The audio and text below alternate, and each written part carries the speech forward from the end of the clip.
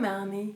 I'm the artistic director of Island Life Productions, and we are a company that helps emerging artists take the next step in their careers. And today I want to talk about how to balance your day job with your creative work. I graduated in 2019 from my master's, and I had to find a job. I needed the money, and most of the opportunities in film that were going at the time, especially with my uni, were unpaid internships. Unpaid internship that asked you for full-time availability for 6 months, and I just couldn't afford to do that. So I started working in a coffee shop. I used to work 5 days a week. And my days off would rarely be together and pretty much never on a weekend. I stayed 3 years there, and quickly into that I realized I was too tired to do anything film related. But for me that needed to change. I couldn't quit that job at the time, because I needed the money, and I couldn't quit before I found something else. So what I started to do is to claim a little bit of time for myself every day to work on my creative stuff.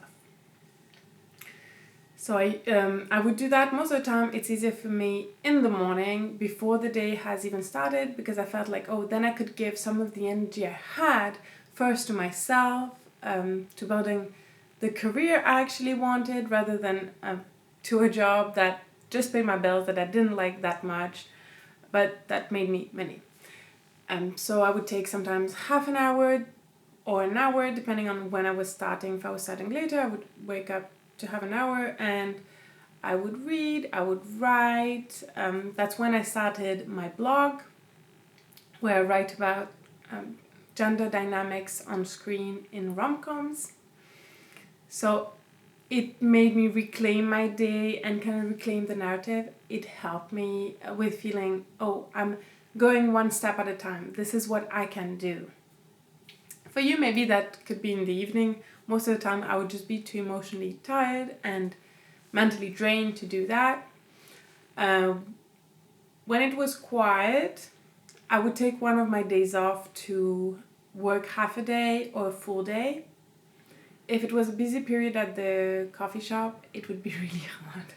So I would only do that like February, outside of school holidays, when nobody was really coming. So by the time my days off would come around, I still felt like, I had some energy to give, or I could use that time. And I would then sometimes schedule some networking events that I wanted to go to, watch something for myself. I started treating building my career like a job. And I couldn't do that full time, but I could claim even 15 minutes per day. That would help me. Like at the end of the week, I would feel like, we're making progress. It's not as fast as I would like, but we're still making some progress. At the end of those 3 years, I went part-time in another job. I felt like, they offered me just about enough money for me to be able to do those part-time hours. I would work mainly at this time in the evening. And again, shift work, just a couple days in advance. It was really hard to make plans. I would usually need to ask for the day off if I wanted to do something specific, or if I wanted to be off on a specific day. But it wasn't a cinema. It meant that the budget, which was quite impressive, that I would put towards going to watch films, I could watch them for free at the cinema I worked at. So I enjoyed that a lot more, and it kind of motivated me because it was like, I still had to work to pay my bills, but it was work that wasn't somewhere or another related to what I'd like to do. I want to make films, so at least I worked with films. Like, I really liked being there, and I enjoyed, I felt like, the cinema, it was the house of the films, and we had to take care of them. We had to make sure that people appreciate them, that we did everything we could to make their experience nice. And also most of the time, people aren't as mean to you as they are when you work other hospitality jobs. So overall, that was a much better fit for me. But also, most of the time, it meant I had full days.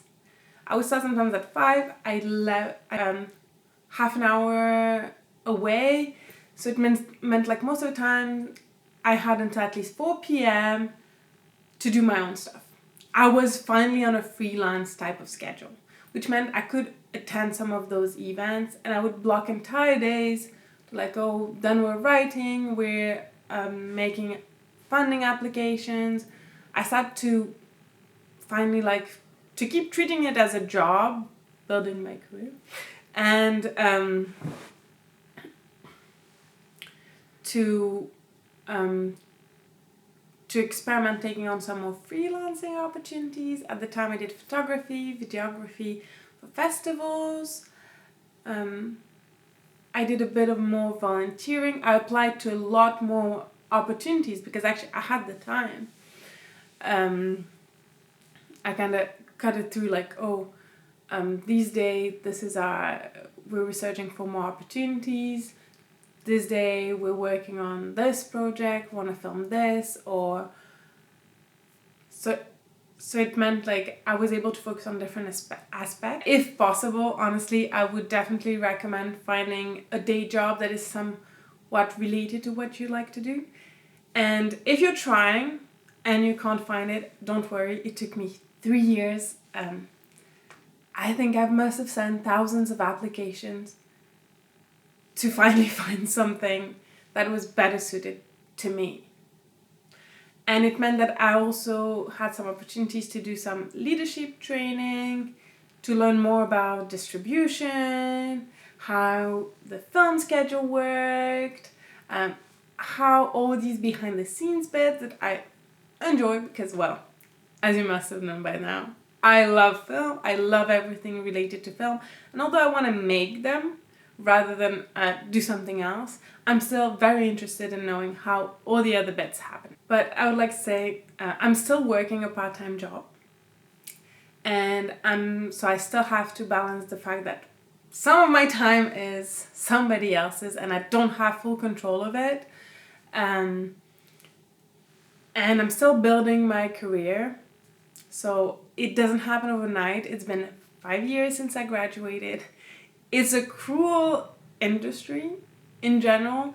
Creative industries aren't made for people who don't have any contacts or who have to work for a living. So it's extremely hard and it takes a long time. I think most of the time people don't want to talk about their day jobs. I used to go around all the networking events asking people, oh, how did you make that transition? What were you working before? And most of the time, just nobody really wanted to tell me what they were doing and how they made that work. Because I guess you want to be seen as an artist, you want to be seen as what you actually want to do rather than, oh, what you do for a living. And on that note, once I met in a networking event, and I was working at the time still at my old cinema. And they arrived on like as an Uber driver, no, not an Uber driver. They arrived as like a Just Eat or Deliveroo kind of driver, and it was quite funny because they never told me, they never really wanted to tell me, but that kind of happened and made me realize, oh, I wasn't the only one. Although sometimes it feels like you're kind of the only one who can't make it work, who can't hack the freelance game, but you are not, guys. So that's it for today. Let me know if you have any tips that worked for you and how you made it work, and I'll see you next time for another topic.